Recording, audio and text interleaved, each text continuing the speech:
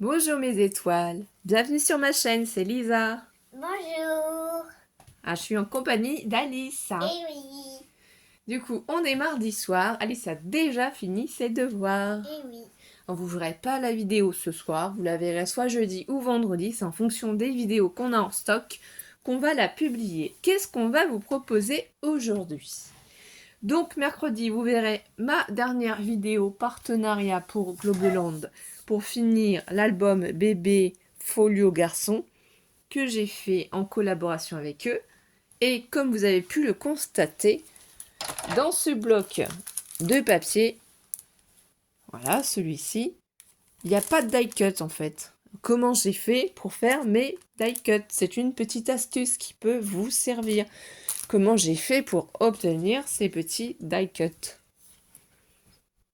À votre avis, si vous avez regardé la vidéo, je vous ai dit l'astuce, mais on va la mettre en pratique, bien entendu. Eh bien, tout simplement, j'ai pris 2 pages du bloc où vous voyez les petits lapins.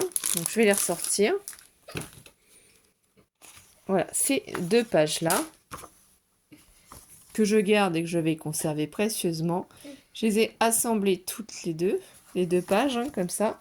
Je les ai mis dans mon imprimante et je les ai photocopiées. Là, ça fait comme si c'était découpé, t'as vu? Mais là, c'est pas grave, parce que suivant ce qu'on va faire, pour faire nos die cuts avec nos papiers qui sont assortis, ça n'est pas grave. Ensuite, qu'est-ce que vous faites? Eh bien, vous prenez tout simplement des dies que vous souhaitez, de la forme dont vous souhaitez. Ça peut être des carrés, Des ça peut être des ronds, exactement. On avait fait aussi avec des ovales. Alors, je sais pas si les ovales, je vais... Ah, cette forme-là aussi. Voilà, ça c'est un die de chez Action. On a la forme ici. En tag aussi, on avait fait en forme de tag. Les ovales, ils sont ici. On avait fait aussi ces ronds-là. Enfin voilà, il y a vraiment énormément de possibilités pour faire vos die cuts vous-même. Donc du coup, tout simplement, on va commencer par en faire quelques-uns à nouveau avec vous.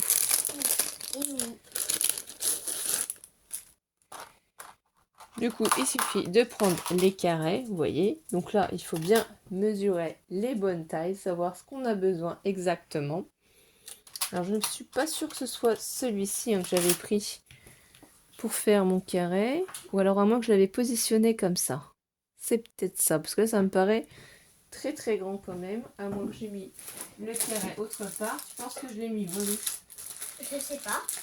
Ah, tu sais pas? Tu t'en souviens pas? Je l'ai peut-être posé là-dedans.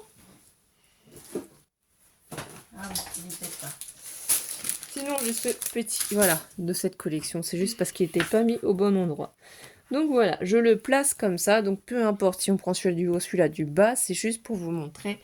Ici, vous avez ma Big Shot Plus qui est quand même assez âgée. Hein. Elle a vécu. Voilà. Les plaques, vous allez voir, ne sont pas récentes. Donc forcément, elles fonctionnent encore bien. Mais elles sont tordues, malgré que je les stocke... comme ceci, parce que je m'en sers énormément. Donc vraiment, elles sont abîmées. Bon, celle du dessus moins, Moi, parce je que c'est préfère pas... la petite. Oui, la petite, elle est plus adaptée pour quand tu mêles, c'est sûr. Donc, vous avez une jolie collection de papier. Vous avez la chance d'avoir des personnages dans cette collection. Eh bien, il faut en profiter pour faire vos die cuts.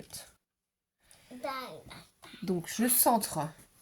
Je vais essayer de décaler un petit peu la machine et un petit peu tous les papiers que j'ai préparés pour faire moi-même d'autres die cuts avec d'autres collections. On va voir, voilà, comme ceci. Je centre en fait mon cadre par rapport au petit lapin qu'il y a ici à l'intérieur. Je reprends mon autre plaque et en fait je vais tout simplement passer dans la machine. Et ça va me faire un die cut. Donc excusez-moi, j'ai bougé en passant pour mouliner.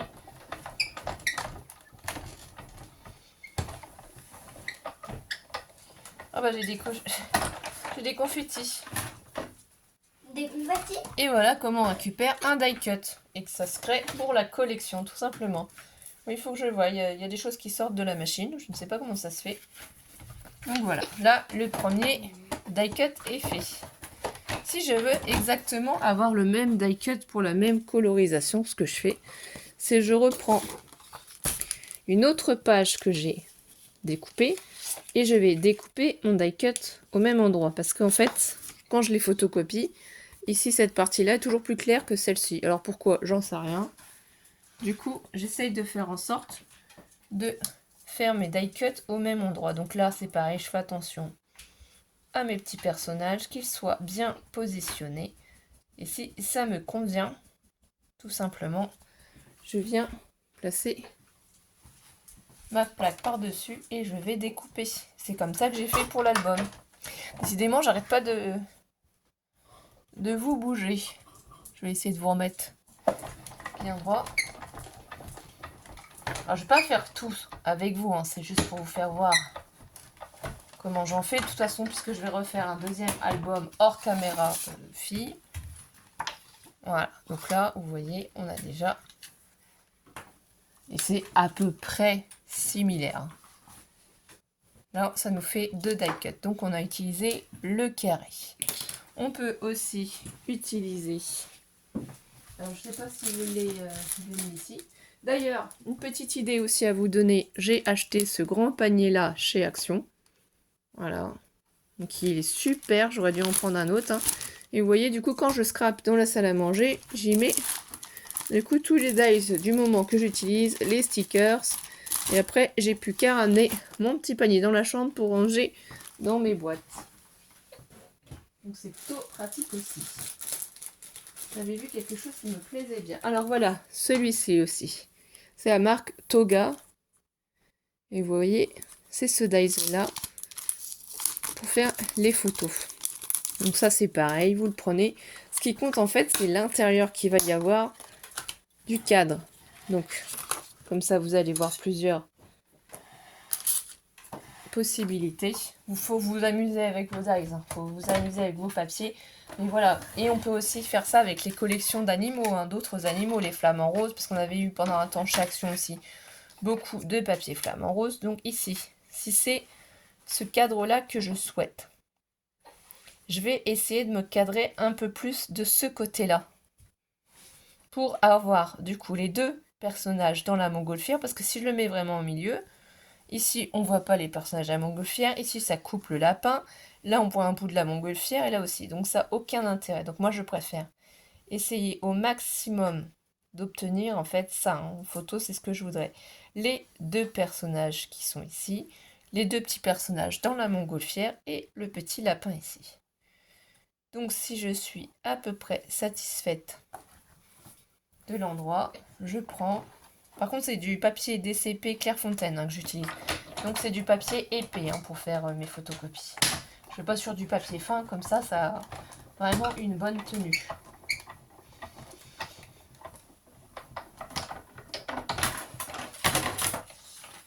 Donc là, forcément, ça a fait un trou. Forcément, bah ici, on va pas pouvoir l'utiliser. Voilà, là, on pourra pas non plus l'utiliser. Mais vous voyez, ici, il y a encore quelque chose qu'on peut utiliser.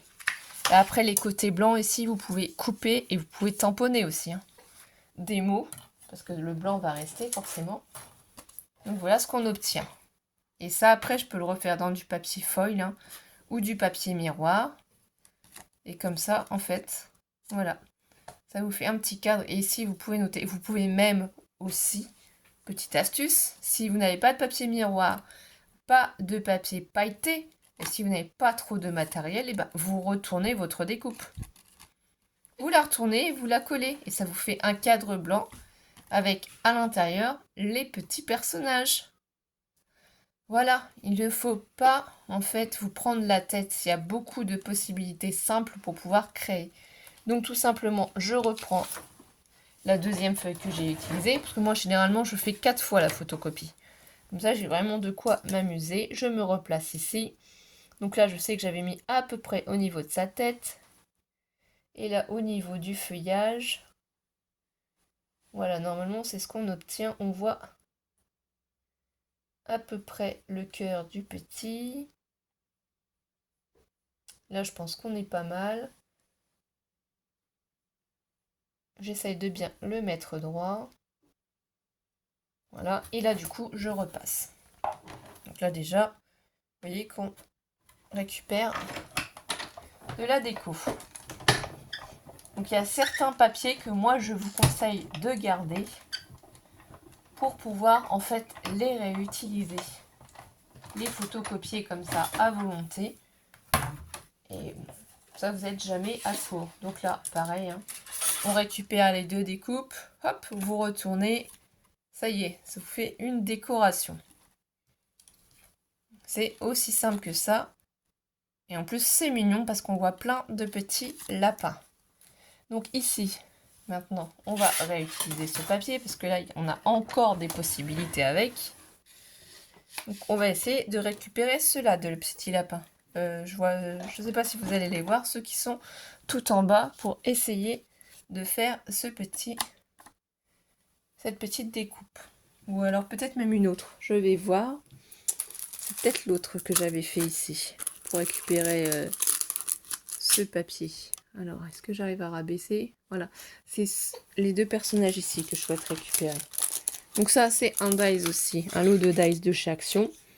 Vous regardez les tailles et les dimensions. Donc ici, forcément, le papier se finit. Mais forcément, ça ne se verra pas en webcam. Donc, qu'est-ce que je fais? Je prends cette découpe, sachant que j'ai une découpe de dice plus grande que celle que je vais poser. Et j'essaye de bien me mettre au bord de ma découpe. J'essaye aussi de bien me positionner, que ce soit à peu près égale distance de chaque côté. Donc là, on verra peut-être juste l'oreille. Hein. Parce que si je prends l'autre, ça va être trop petit. Et là, du coup, je vais repasser ma planche. Donc ça a gondolé parce que, franchement, je l'utilise énormément ces jours-ci. Hein. Comme je prépare plein d'échanges, plein de concours aussi. Donc c'est beaucoup de rendement. Donc voilà, je me suis dit que c'était important de vous faire voir parce que ça, c'est pas des choses que je vous fais voir en vidéo. Et du coup, vous voyez, juste que j'arrive à l'attraper, ça nous fait une autre découpe, un autre die cut. Donc c'est quand même super sympa, super intéressant. Donc là, après, voilà ce qui nous reste. Bon, là, moi, ça me semble compliqué de récupérer des lapins intéressants, mais je vous dis, de l'autre côté, on peut faire nos tamponnages et découper. Donc le papier est à garder, à ne pas jeter. Donc là, pareil sur ce papier-là, je vais faire la même découpe. Et après, je garde le papier, je le retourne et je fais mes tamponnages dessus. Donc toujours de la même manière, je place du coup mon dies. J'essaye d'être à peu près bien mise. Et on découpe. Ne vous inquiétez pas, je vais vous faire voir avec un autre papier. Je ne vais pas tout faire avec vous là en vidéo. Hein.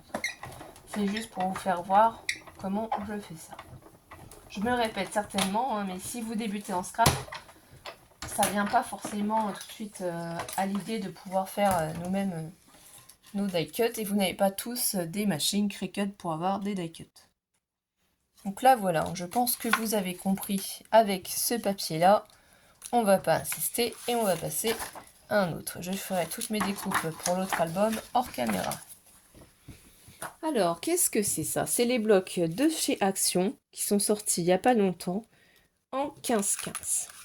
Qu'est-ce que j'ai fait du coup pour ces blocs? Eh bien c'est simple. J'ai pris un personnage de chaque que je me suis amusée à découper aux dimensions que je souhaitais. Alors c'est celle-ci. Voilà. Et j'ai collé les morceaux de papier. Je me suis dit que ce serait sympa de pouvoir les garder et de pouvoir les photocopier à ma guise pour pouvoir garder ces personnages-là. Ce qu'on pourrait faire aussi, c'est par exemple numériser la page pour pouvoir redimensionner aussi, pourquoi pas, les personnages et pouvoir les ressortir à notre guise. Donc ici, là, c'est la photocopie, hein, vous voyez, ça n'accroche pas. Et du coup, ici, ce qu'on peut faire, soit vous prenez un dies, ou soit vous découpez tout simplement, du coup, les personnages. Donc là, on a la dame qui promène son chien. Ici, c'est la dame avec son café. Donc il faut tester, il faut voir dans les dies que l'on a ce qui pourrait être joli. Donc, je ne sais pas, en prenant ça, ici de toute façon ça n'est pas grave, on fait en sorte d'avoir par exemple juste la tête du personnage comme ceci, dans un rond, du moment que ça n'empiète pas trop sur le personnage d'à côté, ou si on estime que ça va être trop grand, on prend juste ça. Là on verra juste cette partie-là, mais là je pense que ça sera un peu juste. De toute façon c'est pas grave, hein, c'est, comment ça s'appelle ? Ce sont des photocopies, donc il ne faut pas vous inquiéter, c'est pas les originaux. Donc là si on a envie de faire des cercles, simplement vous le prenez, vous placez bien votre cercle. Donc comme ça me paraît pas mal.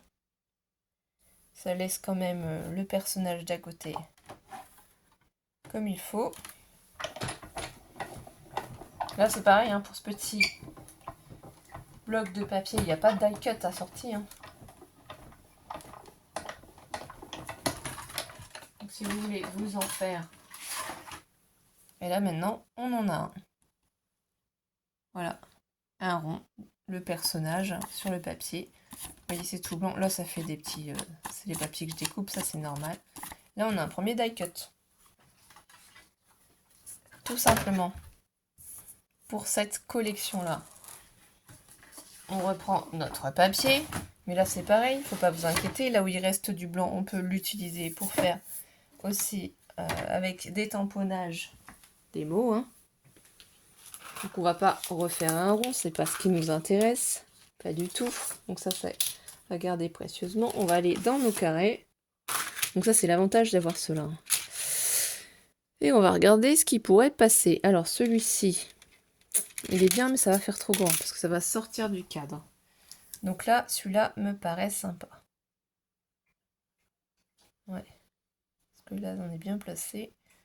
Là aussi.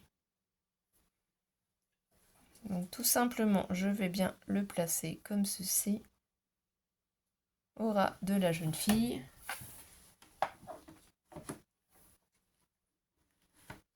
Mais comme je vous dis, hein, vous pouvez les couper simplement aussi. Donc là, ça c'est...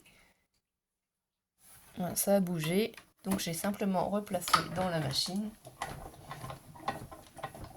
Parce que le papier était quand même pas très épais. Donc là, en faisant sur du papier DCP, hein, Clairefontaine, c'est beaucoup plus épais. Voilà. En plus, ça fait aussi...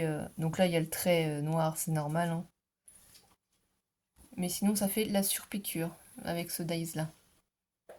Du coup, là, ça nous fait un autre die cut. Du coup, ici, sur cette planche, après, on peut s'amuser tout simplement à le détourer si on n'a pas de rectangle.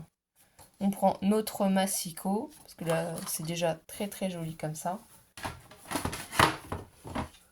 Au moins, vous allez voir qu'aussi, même si vous n'avez pas de dies adapté, vous pouvez le faire aussi avec votre massicot. Vous pouvez le faire aussi avec un compas. Si vous avez un compas pour faire des cercles, ben, prenez votre compas et faites des cercles. Hein. Je ne vais pas utiliser toutes les formes. Ce que je veux vous faire, c'est vous donner des astuces, vous donner des idées pour pouvoir créer. Et plus vous allez essayer de choses, plus en fait votre créativité va être présente, comme on dit.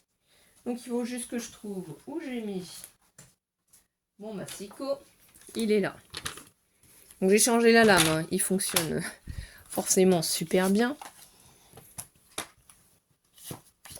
Donc là, on pousse un peu tout ça. Parce que là, la table est un peu envahie vu que je suis en train de travailler. Là, j'essaye de me placer au mieux et hop, je coupe. Là, j'essaye aussi de me placer au mieux. Et hop, on coupe. Ici, après, on peut mesurer, par exemple, à 14,5. On souhaite couper et voilà. Donc là, la bande est un peu petite, je vais la mettre à la poubelle.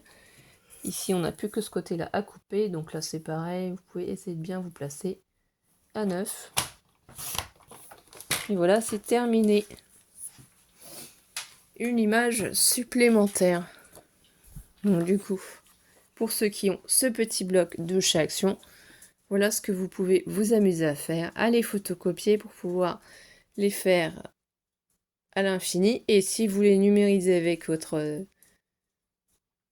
imprimante, si vous en avez eu, et un ordinateur, je suis sûre que c'est possible de les redimensionner. Donc j'espère que cette petite vidéo astuce pour vous faire voir comment faire des die cuts à partir des blocs de papier vous aura plu et vous aura permis de vous lancer vous aussi en regardant tous les papiers que vous avez à la maison, en testant, en essayant. Surtout que comme je vous ai dit, quand vous remettez, excusez-moi, un papier par en dessous, ça fait super joli. Ça fait ressortir toutes vos découpes. Eh bien mes étoiles, on va vous souhaiter une bonne soirée avec Alice.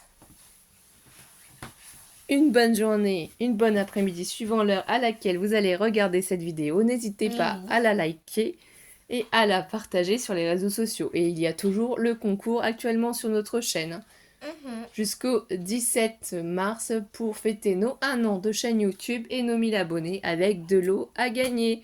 Passez une belle soirée, bisous bisous. Bisous.